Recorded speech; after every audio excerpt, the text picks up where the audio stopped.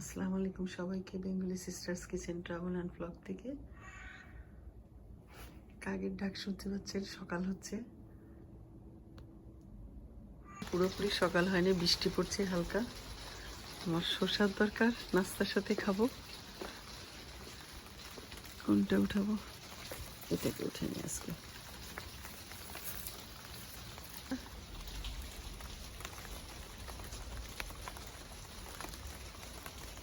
কিছু গাছে পানি পড়ছে, বৃষ্টিতে টিপটিপ হচ্ছে।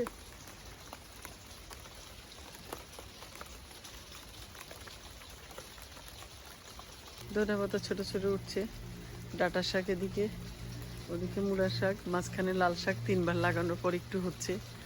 লাউ শাকের অবস্থা দেখছেন, উঠেছে একটু ফুল আর ফুল। লাউ